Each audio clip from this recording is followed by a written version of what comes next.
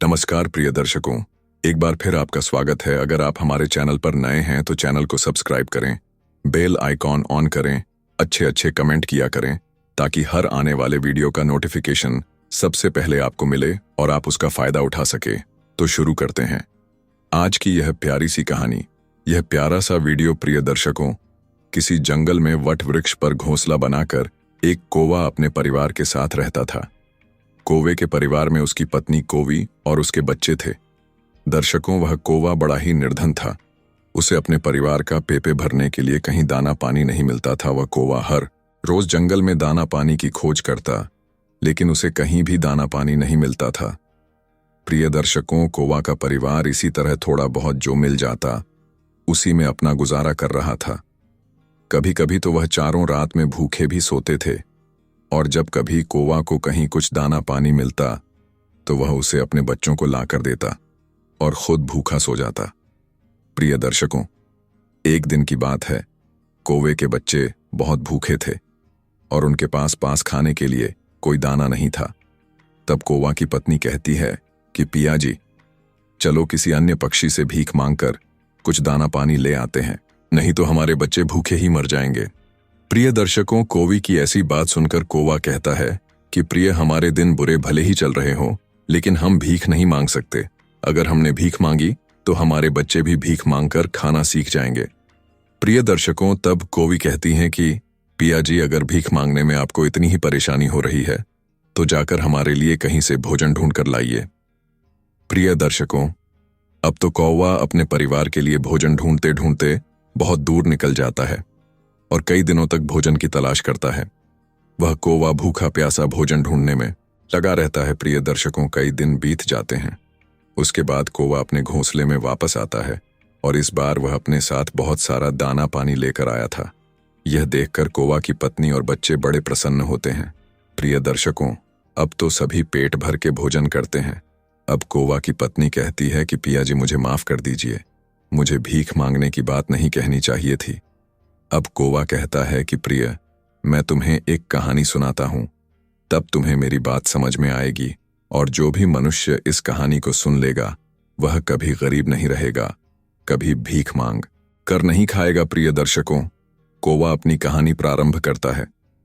कौवा कहता है कि प्रिय, किसी शहर में एक निर्धन परिवार रहता था। उस परिवार में पति और पत्नी सिर्फ ही सदस्य थे। कच्चे घर में वह अपना गुजारा कर रहे थे। वह गरीब आदमी मजदूरी करके अपना और अपनी पत्नी का पेट पालता था। इसी तरह दोनों के जीवन की गाड़ी चल रही थी। समय के साथ कौवी गर्भवती हो जाती है। यह सुनकर उसका पति बहुत खुश होता है। वह सोचने लगता है कि अब हमारे घर में भी एक नन्हा सा पुत्र खेला करेगा, हम उसे गोद में खिलाया करेंगे। प्रिय दर्शकों, धीरे धीरे समय गुजरता है। अब उस गरीब के घर में धीरे धीरे वह दिन भी आ जाता है। अब उसकी पत्नी एक बच्चे को जन्म देने वाली थी। उसे उसका पति एक अस्पताल में भर्ती कराता है। प्रसव का समय जब निकट आता है तो इधर वह गरीब आदमी अपने होने वाले बच्चे को लेकर मन में सपने संजोता है। तब तक उसके पास यमराज का बुलावा आ जाता है। उसकी एक दुर्घटना में मृत्यु हो जाती है। शहर के कुछ लोग इधर उस आदमी का अंतिम संस्कार करते हैं, तो दूसरी तरफ उसकी स्त्री अस्पताल में अपने बच्चे को जन्म दे रही होती है।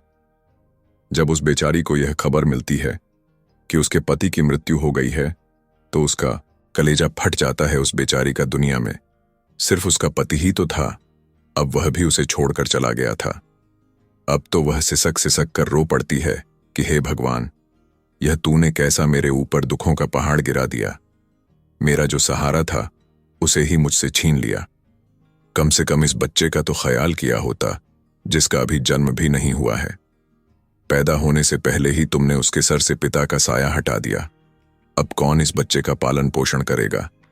प्रिय दर्शकों, कौवा आगे कहता है कि प्रिय, वह दुखियारी अस्पताल में ही अपने पति को याद करके बुरी तरह से रो रही थी।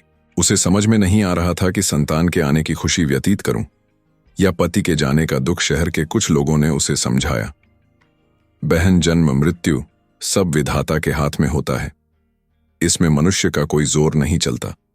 यह भी कहा जाता है कि परमात्मा जो करता है अच्छा ही करता है।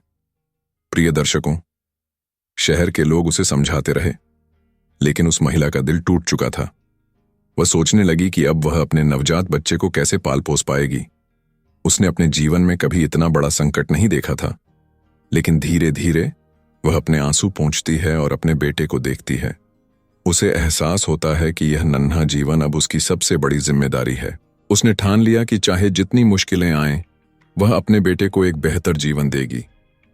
गांव के कुछ दयालु लोगों ने उसकी मदद की और उसे घर लौटने में सहायता की।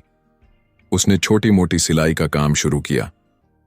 वह दिन रात मेहनत करती ताकि उसका बेटा भूखा न सोए। वर्षों बीत गए। उसकी मेहनत और लगन से उसका बेटा बड़ा हुआ और पढ़ाई में बहुत होशियार निकला। उसने पढ़ाई में इतना नाम कमाया कि वह शहर के सबसे बड़े विद्यालय में छात्रवृत्ति पर दाखिला पा गया। महिला को अपने बेटे पर गर्व होने लगा।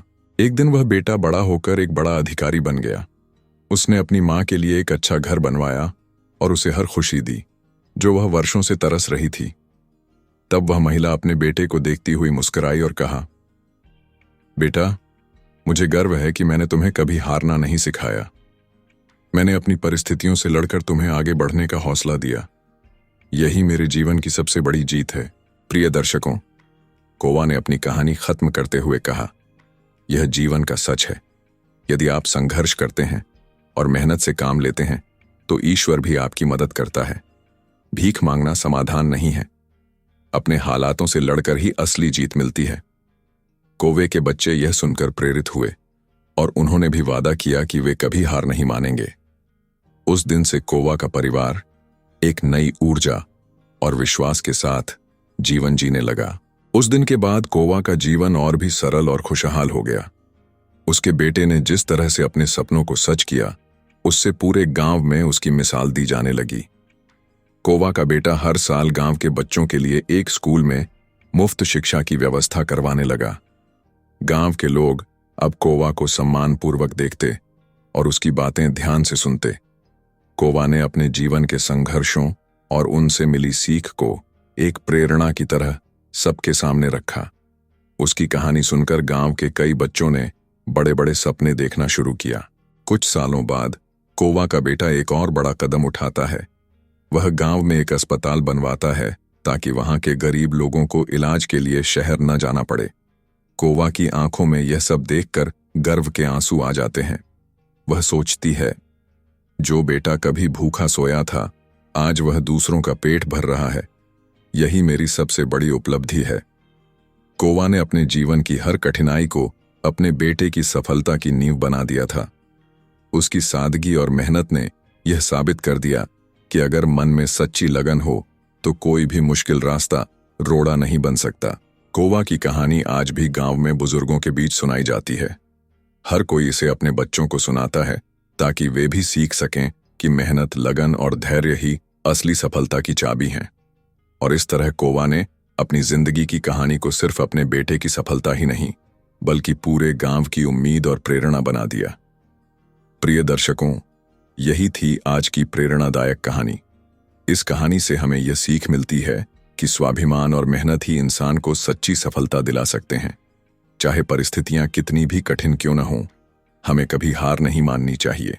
अगर आपको यह कहानी अच्छी लगी हो तो हमारे चैनल को सब्सक्राइब करना ना भूलें, वीडियो को लाइक करें और अपने दोस्तों और परिवार के साथ जरूर शेयर करें।